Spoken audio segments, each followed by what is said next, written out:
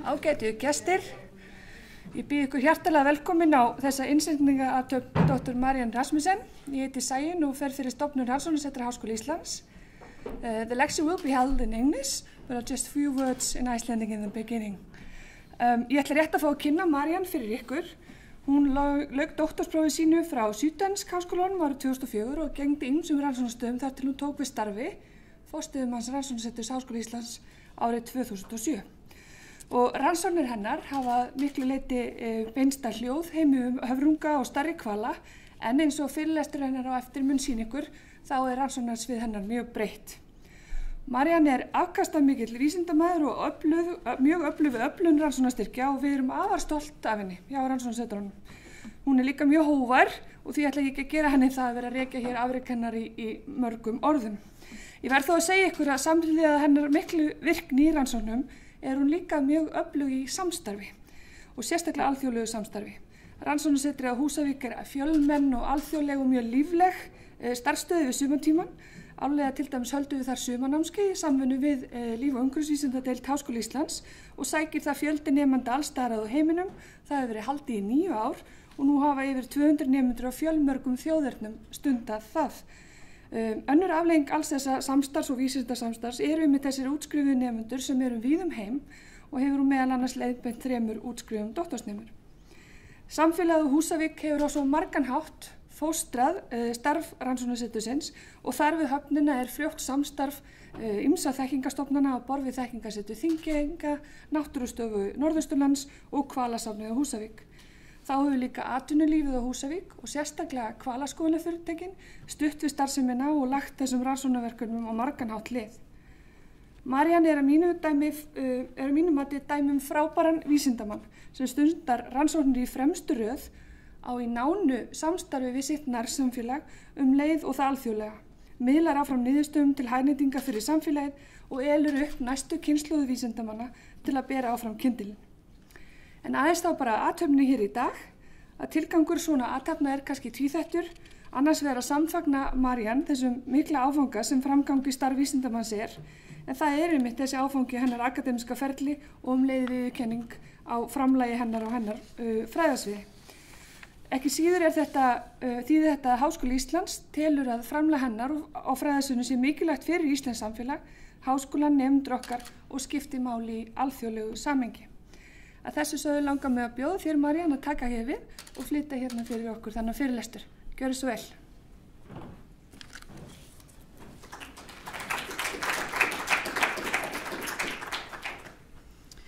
Yeah, thank you. And so my presentation today will be kind of an overview of the research I've been conducting in Icelandic waters.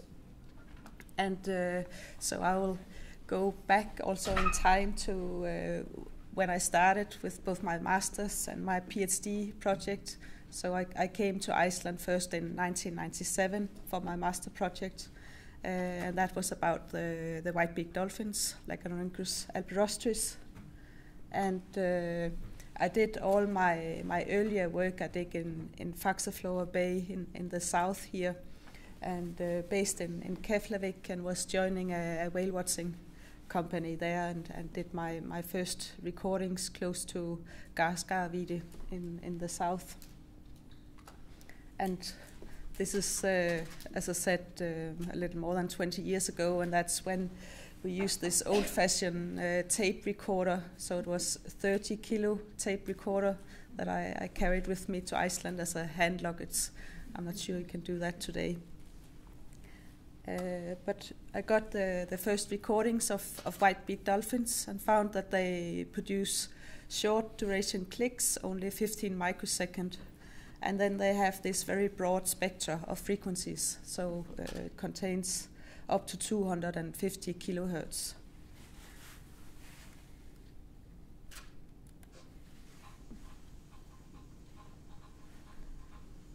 And this is a slowed down version, so you can hear each click separately, but it's 390 clicks in this sequence.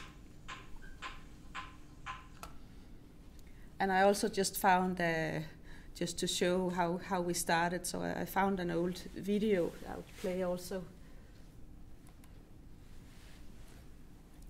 So it was filmed in 98, so it's almost 20 years ago when leaving from Keflavik Harbor and doing these first recordings of the echolocation clicks of white-beaked dolphins. And with that project was Whitlow Au from University of Hawaii. He just retired now, and my former supervisor from University of Southern Denmark, Lee Miller, he's also retired now. And hopefully soon you will see the jumping white-beaked dolphins.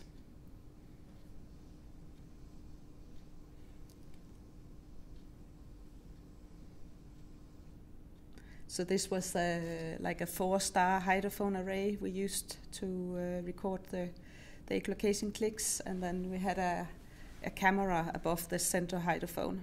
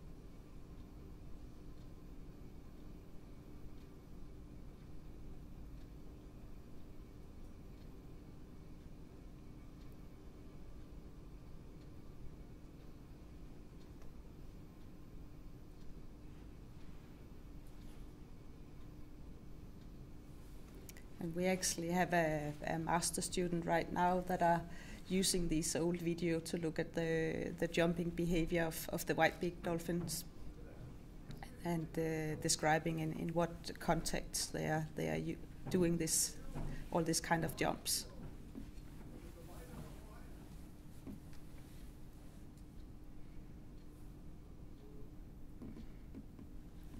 But this was then with the hydrophone array, lowering it underwater, and soon you will see the pictures from the underwater camera.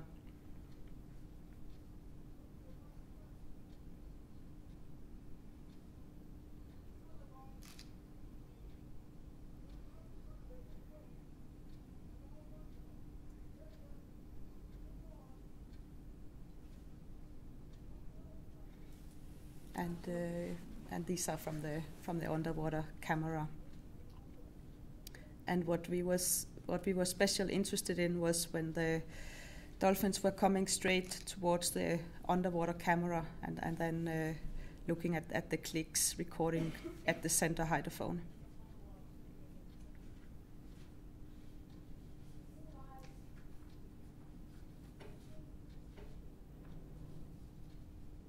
And this is how the recordings would look like.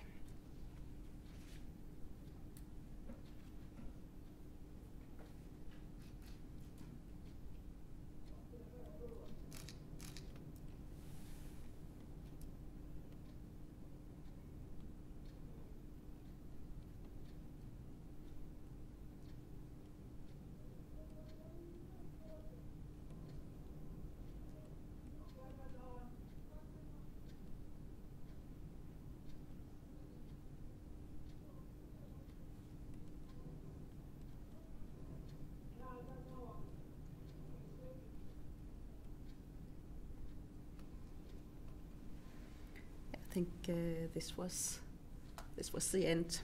So, and what kind of data did we get? So we calculated the source level, so how loud the clicks were, and plotted them with rains. And so we found a nice relationship between the source level and rains. And what's close to 19 log R, which is the two-way transmission loss, is 40 log R. So this is half or one-way transmission loss. So it was quite interesting results. And we also used the same array to measure the beam pattern. And what you see on this figure, the lower one, is the frequency in each click, and the different color represent the different hydrophones. And what you see is the green one in the middle, the center one, that's the one that is containing all the high frequency, all the way up to 200 kilohertz. And you see on the outer ones, you don't get all the high frequencies. So the beam pattern is very narrow. And we had a set of criteria for which clicks we used. And we wanted to have the maximum source level on the center hydrophone. And also the dolphin should be looking at the camera when it was approaching the hydrophone array. And from the acoustic track, we also want the dolphin to be swimming towards the hydrophone array. And the center frequency should be more than 85 kilohertz. And then also the vertical and horizontal angle should be lower than 35 degrees. And finally, the dolphin should be more than 1 meter away, so we avoided near-field effects. And this was the beam pattern then, a 3 dB beam width of 8 degrees and a 10 dB beam width of 10 degrees, so very, very narrow. And we recently repeated this study or building on top of it in Skjaldfangi using a vertical linear array instead with 16 hydrophones. And that was together with a colleague from Germany, Jens Koplitz. And from that study, we were able to also track individual white-beaked dolphins towards the hydrophone array. So this is example from 2 tracks from 2 animals. And another one where the dolphins one is approaching from 30 meter to 10 meter, and the other one from 40 meter to 20 meter. And example of how the frequencies in the clicks and also the beam pattern from those tracks I just showed you. And so what was interesting was in one sequence with 78 clicks, where the dolphin was approaching from 30 to 10 meter, we had a parent source level of 167 to 211 decibel, and the minus 3 dB beam width was minus 5.5 to plus 5.5, so 11 degrees. But in another case, with another track of from 86 clicks, where the dolphin was approaching from 40 to 20 meters, and the parent source level of 173 to 208, then the minus 3 dB beam width was minus 2.5 to plus 2.5, so only 5 degrees. So it seems we found these 2 patterns, and was kind of in between our previous findings. And so it could be in the way that we defined what is an on-axis or not an on-axis click, but it could also be a real difference. And Jensen et al. Recently they observed that the dolphins could increase their beam width when approaching a hydrophone array. So maybe that's something that the dolphins can do, that they can actually adjust their beam width. Yeah, or they could have different beam pattern also. And I know I said I was going to talk about in Icelandic waters, but I just want to sneak in this one study from Greenland, because it's similar to the white-beaked dolphin. So that field study was done in Neonet in West Greenland in the winter, and we went out with a helicopter, and when seeing narwhals, we landed on the pack ice and then did the recordings. And we actually saw the same very high frequency short clicks, and so the narwhals also had frequency up to above 200 kilohertz in their echolocation. and also the beam pattern turned out to be very, very narrow. So here it was a 3 dB beam width of only 5 degrees. But back to the dolphins. So besides their echolocation clicks, they are also using whistles.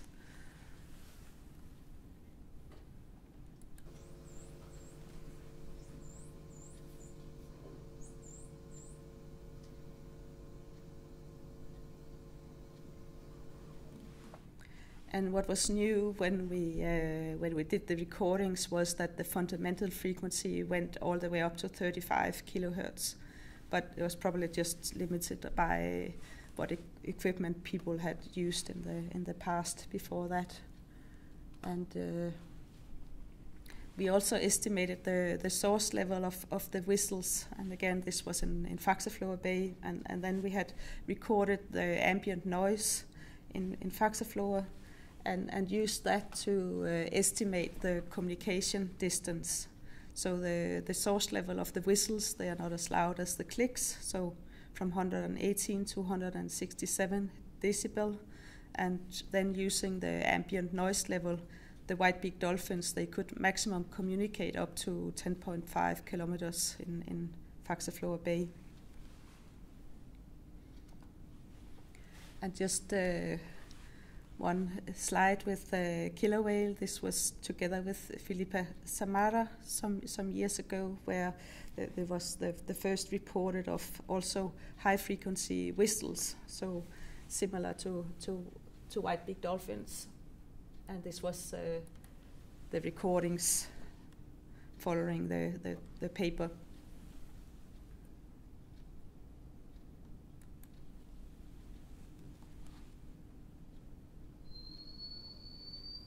A slowed down version as well.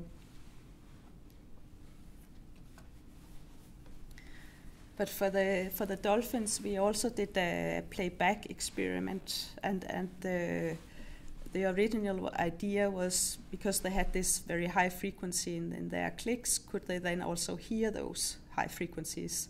So we were playing back 100, 200, and 250 kilohertz pure tones, and we're looking through the video camera on the behavioral reactions.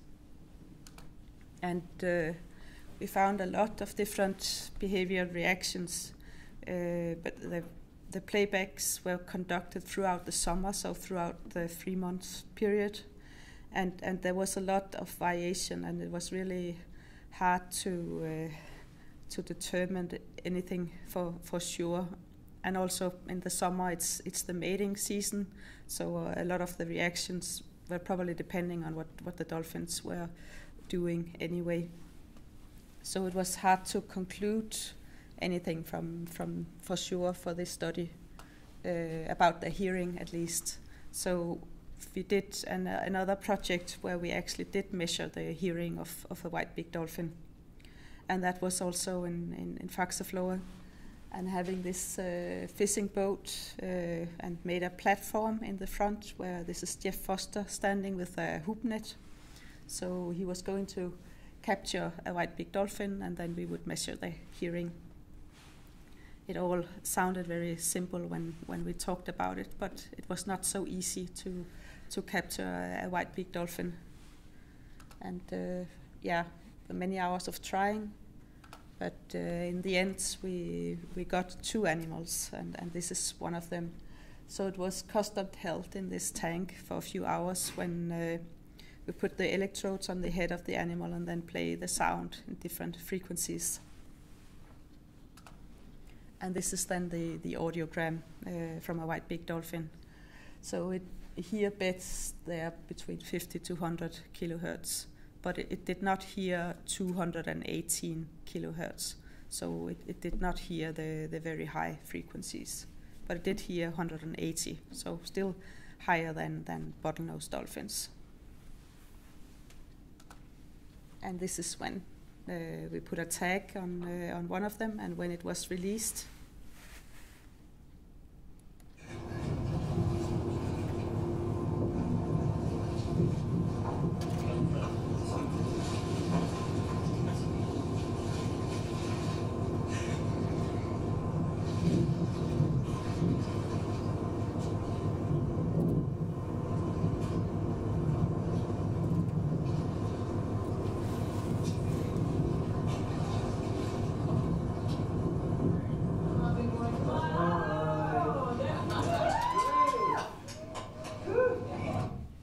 show, and this was the track. So it was almost on for 7 months, and so it was tagged in Faxaflor and went north and south, and it stopped sending when it was close to Westman Island in February. And on the other animal, we put an acoustic tag, and that was with a suction cup, so it didn't stay on so long. So these were all the dives during the time the tag was on. And we could, from the acoustic, we could know when the animal was with other animals, and also when it was possibly foraging. So we know from all echolocating animals when they approach a target, the interval between the clicks are decreasing, and it's to very short intervals, and it's called a buzz phase in the end. So we could search for all these sequences. And this was all the possible foraging events during the time the tag was on. So it was actually, this animal was mainly feeding during the night, and often it would go down to the bottom in Faxaflor and feed. I just wanted to mention the photo ID work that I also started then already for my master's, that has been continuing. And with Chiara Bertulli, she used also this data from the earlier years during her PhD project, and that's one animal that was sighted in Faxaflor, then Skjalfandi, and back in Faxaflor. And the same with the minke whales. We also have a catalogue of the ones that's been coming into Skjalfandi Bay. So this is also a match between Faxaflor and Skjalfandi Bay.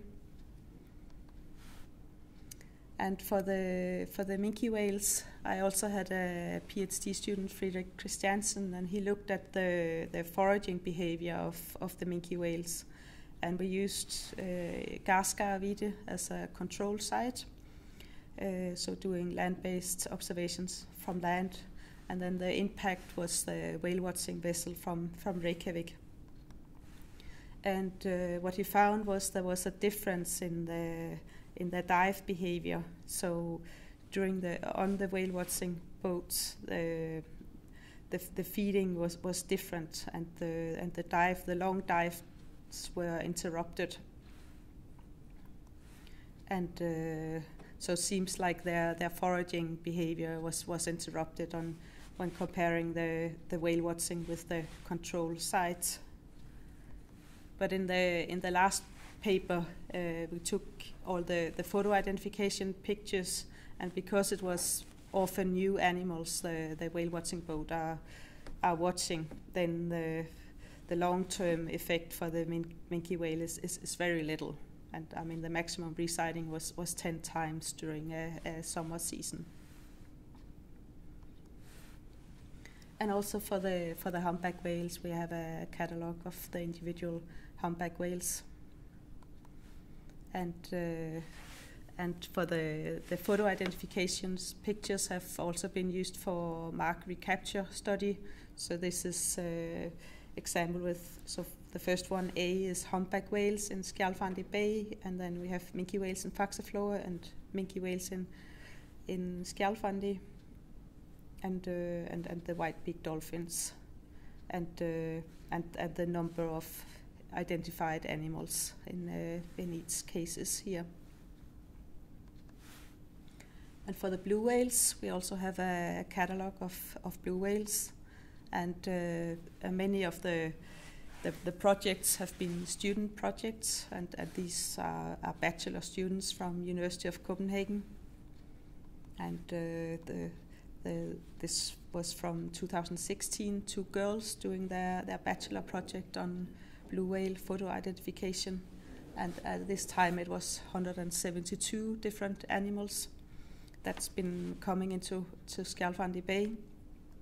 And now we have a master student at University of Copenhagen, and he will update it until 2017. And I see Edda is in the audience also. So she did her PhD project using the ecological acoustic recorders and having them out in Skjalfandi Bay. And for the first season, Mark Lammers from University of Hawaii. He's not at the university anymore, but he came to Iceland and brought these ears. And Edda was focusing on the songs of the humpback whales for her PhD. And we have also put acoustic tags both on humpback whales and on blue whales. And yeah, this is an example of that.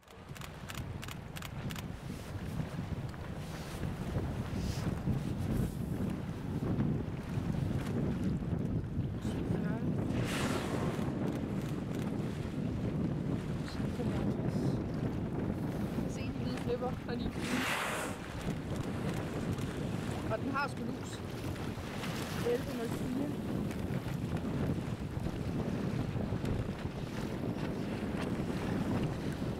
Jo.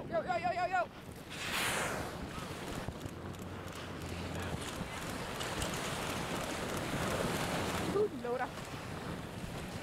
Og det var 11:15. Og det var tag på. Det var super fedt.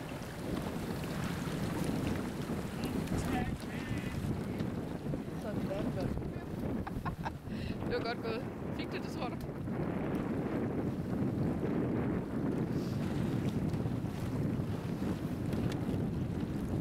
Du skal bare holde øje med den igen. Og inden den er gået.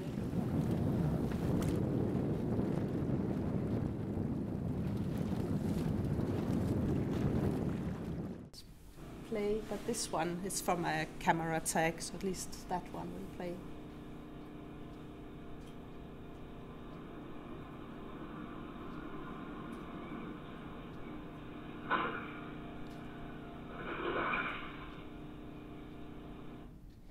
So this work with the acoustic and the camera tag has been with research groups from Japan.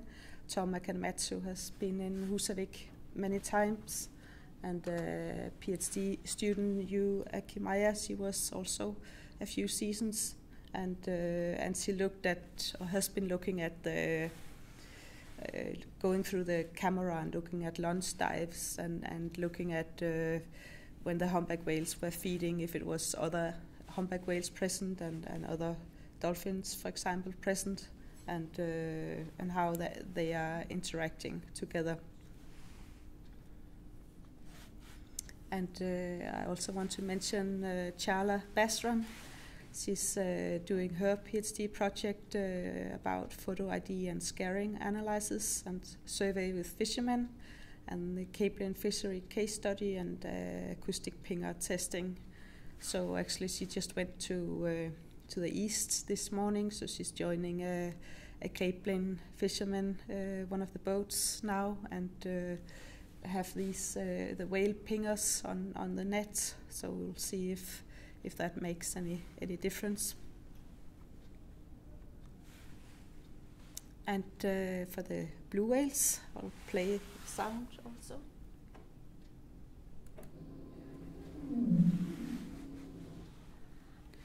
So this is speeded up. But we know in Skjalfandi that we have recorded these 4 types: constant, upsweep, arcs, and downsweep calls. And with these acoustic tags, we have been putting on 2 blue whales for this study, and then last summer we put on 2 other blue whales.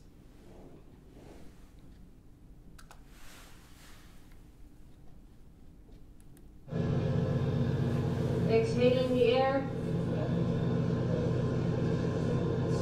A lot of air.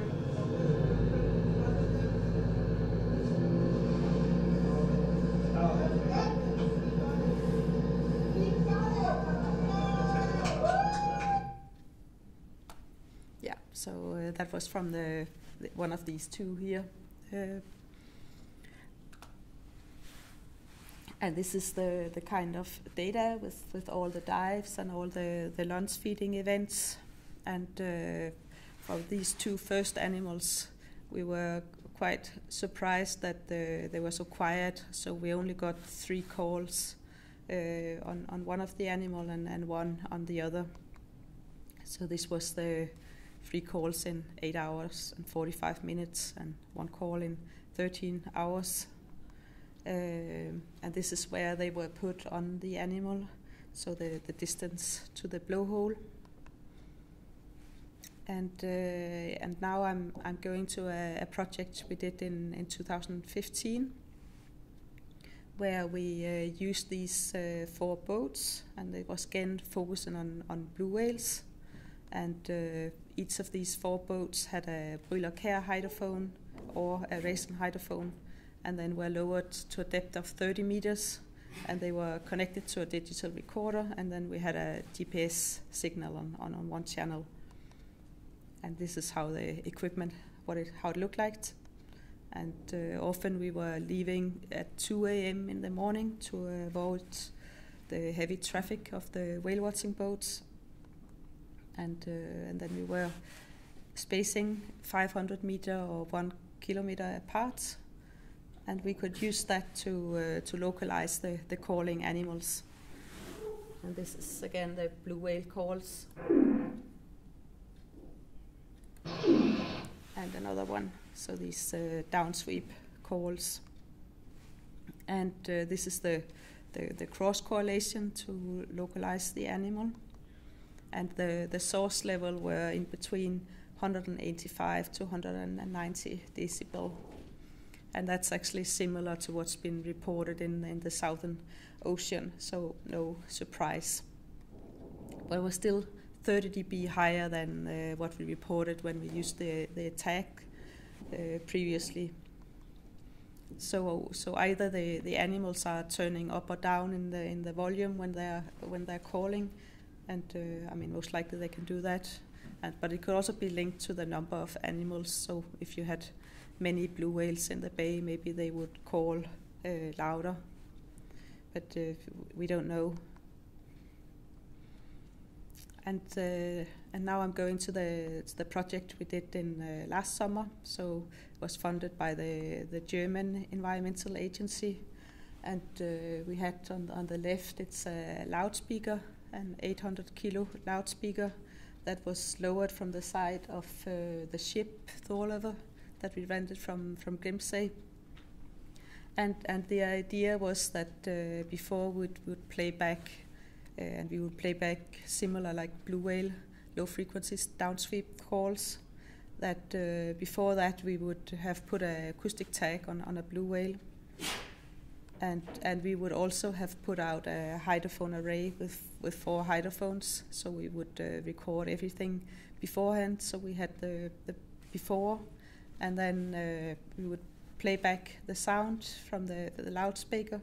And then we would also record afterwards also. So we would have before, during, and after the playback. And last summer we actually only succeeded in, we got 2 tags on 2 blue whales, but that was before we got this big fishing vessel, because the first vessel we had rented in Husavik, it could not handle the loudspeaker, it was too heavy, so we had to find another vessel. So and then on the last day, we only managed to tag a humpback whale. So we only got playback data with the humpback whale. But we will repeat this experiment in the summer. So hopefully we will get more data then. And we had a drone also.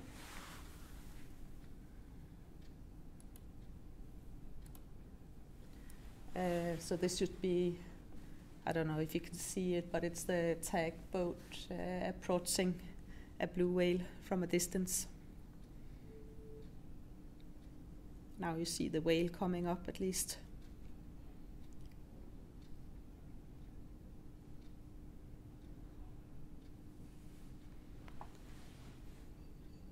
But that was not successful on this one.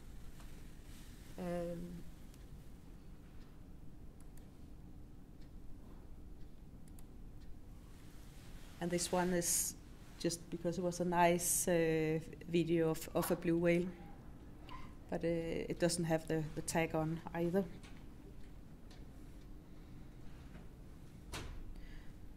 At least it shows how useful using a drone is to get the behavioral observations.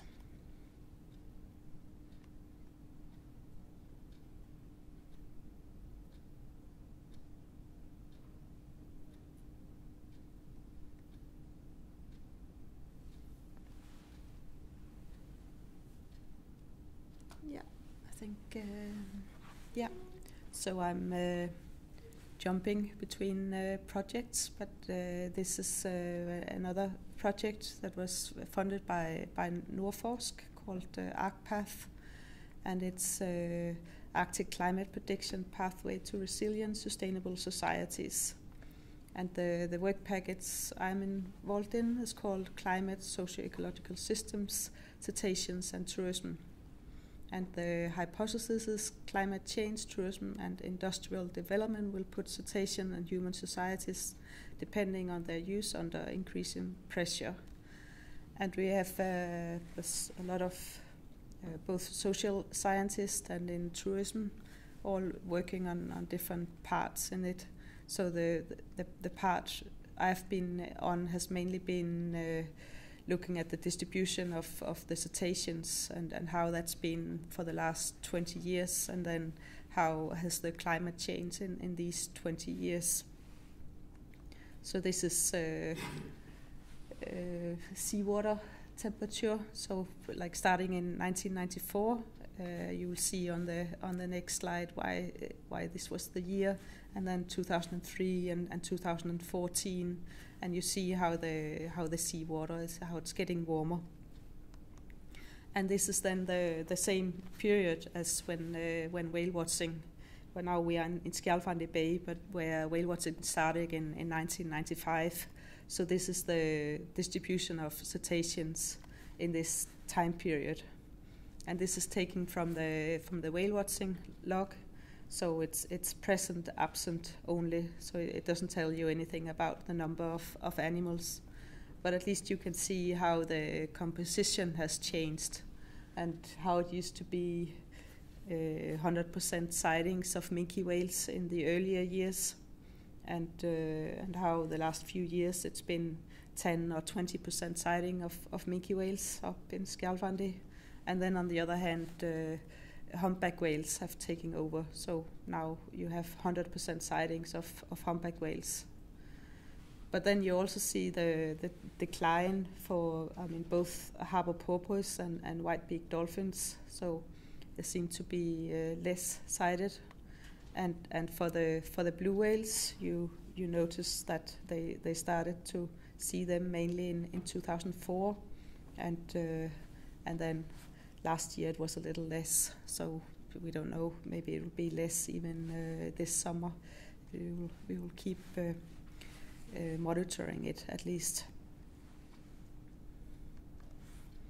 And as you saw, the decline of both harbour porpoise, at least in the sighting rate, and also with the white-beaked dolphins. So we put out the sea pods in the north to look at the relative abundance throughout the year.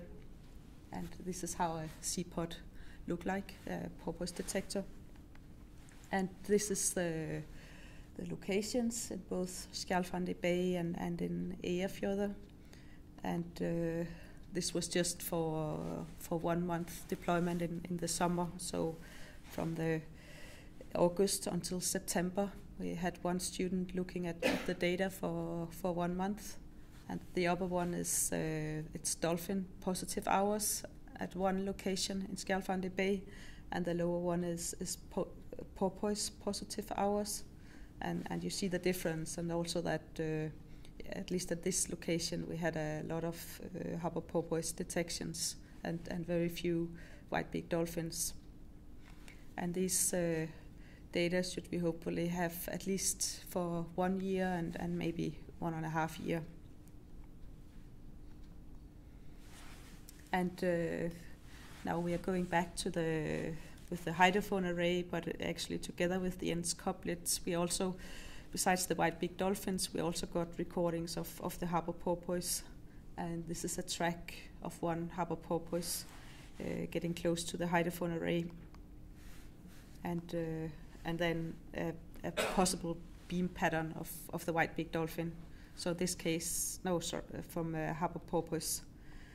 So here it was 48 clicks, and from 35 meters to 5 meters, and apparent source level of 185 to 208 decibel, and the 3 dB beamwidth of minus 4.8 to 4, so 8.8 degrees. And that's Jens. He has published a paper where the horizontal 3 dB beamwidth of a harbour porpoise was 13 degrees, and the vertical 3 dB beamwidth was 11 degrees. So this was a little more narrow than that. And I also wanted to show you it was another project together with both the Whale Museum and also from the Lomsøkker fishery in Husavik, that we got their bycatch harbour porpoises. So it was just in two winters. And so one year we got 23 and the other one 5 harbour porpoises. And so it was before they changed the basement of the Whale Museum. So the students could do the dissections in the basement, and was all standard measurements were conducted. And this was the number of females and the number of males, and also what they were feeding on. It was a bachelor student from Finland. She was looking at this. And so you just see the difference between the 2 years. It seems like one winter the animals were mainly feeding on capelin.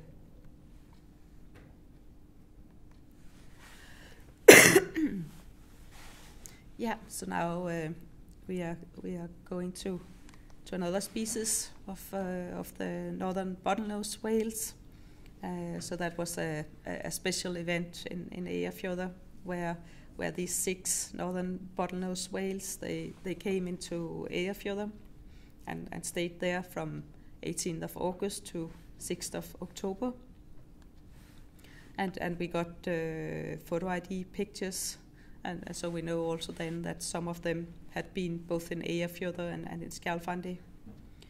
And then unfortunately for one of them, it got entangled in a fishing line, and as it said in the headline, it didn't die for nothing, because we cut off the head and got a custom-made box made in Akurey, and that's the ready box, and then we sent it to the States to be scanned in a rocket scanner. So now it's in the States, and it was on a truck and transported to Utah, where the rocket scanner was.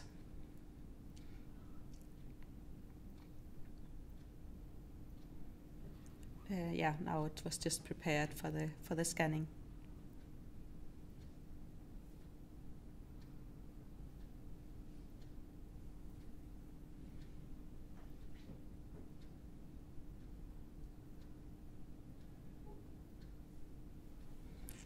And what we thought beforehand was that maybe because the skull is so different, this is pictures from the Whale Museum, that maybe the sound production would be different, that they would have a special way to produce the sound.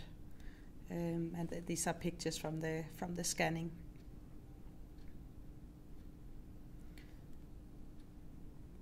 But when I went there, I went to the Smithsonian Institute, and we did the dissection afterwards. And actually, it looked very similar to other toothed whales. So there was nothing special in the sound production. So it's so it's just the skull that is very special. So we could have we could have known or seen that just looking from the skull, but of course we didn't know that. I wanted to end by not talking about cetaceans, but talking about orcs. So it's a project funded by the Office of Navy Research, where we now are measuring the hearing of orcs. And we did the first last summer. We managed to get one puffin and one guillemot.